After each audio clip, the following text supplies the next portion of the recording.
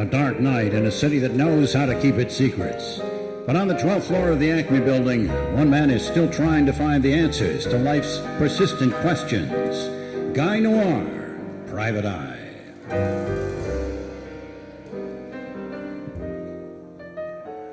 It was October. It was the week before Halloween, and I got a call from Senator Bernie Sanders of Vermont asking me to go up to Anoka. Look, Mr. Noir, it's the Halloween capital of the world, you know. Well, I'm aware of that, yes, of course. And were you aware that the top 1% of kids get 90% of the full-size candy bars, while the bottom 99% have to settle for the miniatures?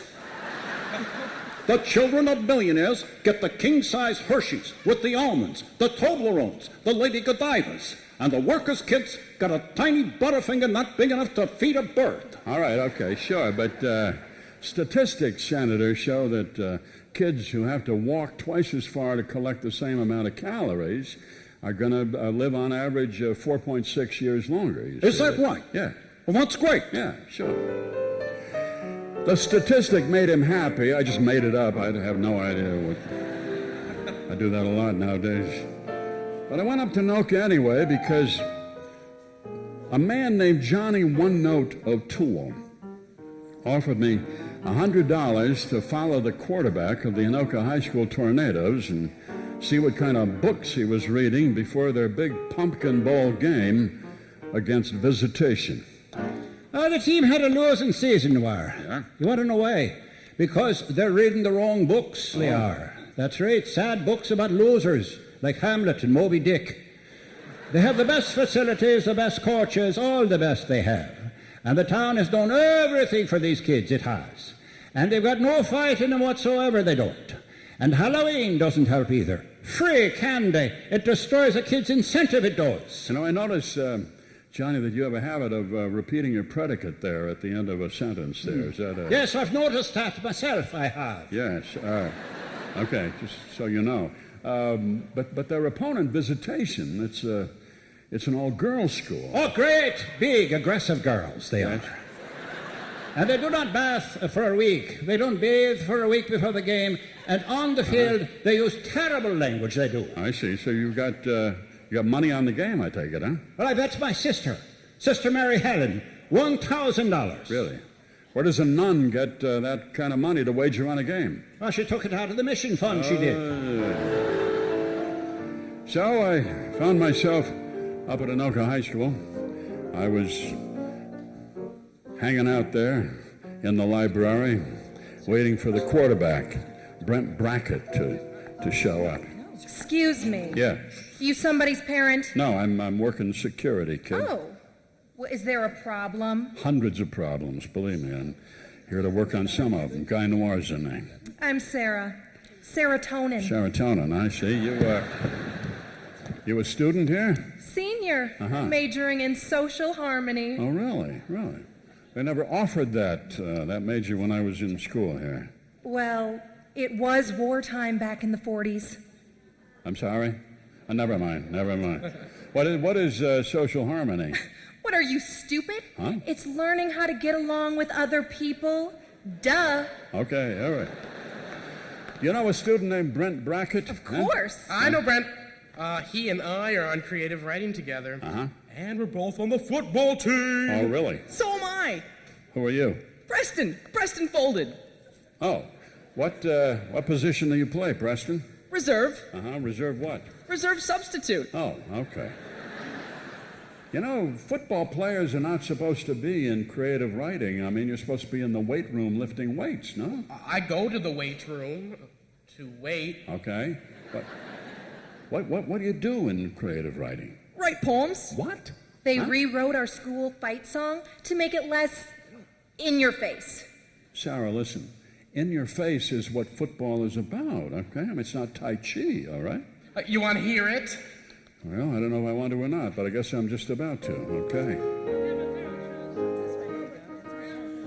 Try to live peacefully, grow nice tomatoes, play chess and read good books like St. Augustine and Plato. Try not to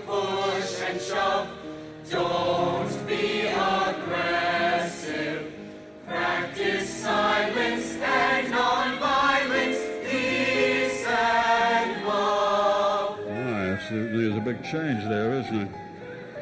That morning, there was a carload of cheerleaders from visitation who drove up to Anoka. They parked in front of school in the parking lot, and they stood and they taunted the students there. Ready? Okay.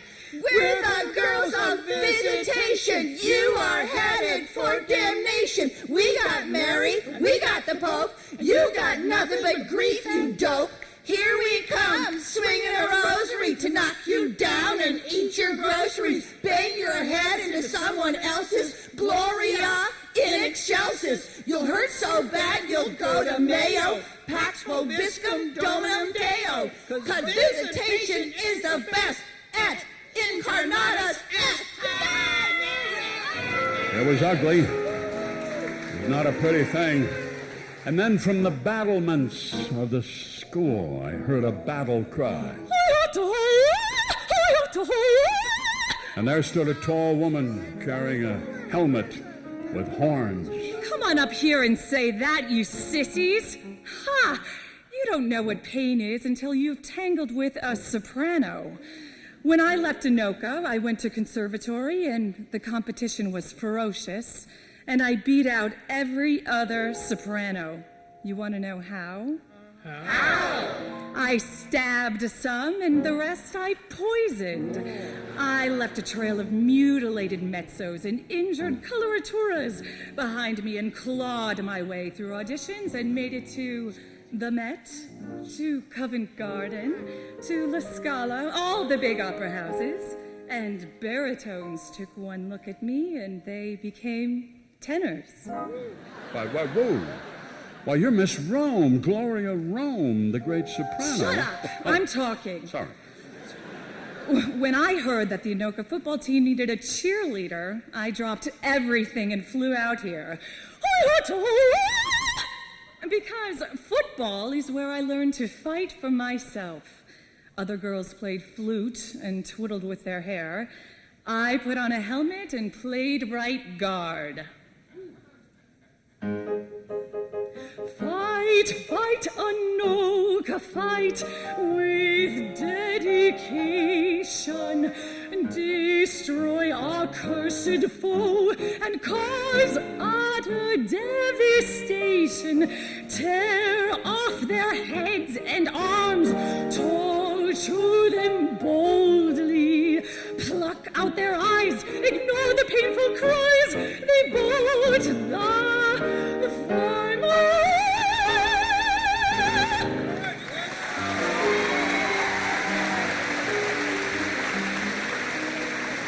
I had to leave Anoka. I had to deal with another case, actually another six-pack, and when I got back, the game was history. Anoka had won 6-0. I won the bet, I did. No thanks to you, Noir. Uh-huh. But here's $50 anyway. All right. It is. So was it a good game, Johnny? It was. If you were from Anoka, you were. Oh, I see. And was there a fight afterward? Or? There was none, there was. Oh, I see. There was or there was none? Which? There was none, there was. Oh, see. Everyone just lay on the field and they looked up at the clouds. Okay, that's fine. Yeah. All thanks to this one here. Come on over here, dear. Oh. Here we go. Meet angioplasty. She's Irish too. Oh, that's so plastic. She was beautiful in a way that made Taylor Swift look like a cashier at Walmart. She gave off a warmth that could have defrosted your refrigerator. And her dark hair was swept back as if she were driving fast with the top down. The problem with the football team was very simple, Mr. Noir. Yeah. They were so afraid of losing that they could hardly play, and so we changed the school song and we gave them anti-anxiety medication. Oh, really? Who wrote the new words? I did. I'm Brent Brackett. Oh, the quarterback. We don't call it quarterback anymore. We call it facilitator. Oh. How about the tackles and the guards? We call them impediments. Oh, sure, of course. The game isn't about possession of the ball anymore.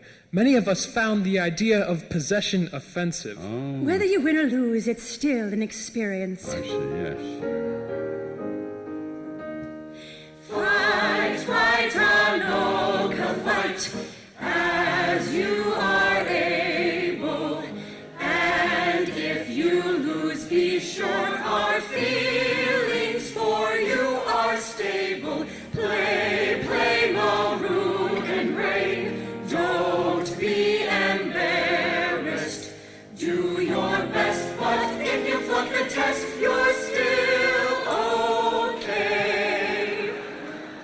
A dark night in a city that knows how to keep its secrets. But one man is still trying to find the answers to life's persistent questions.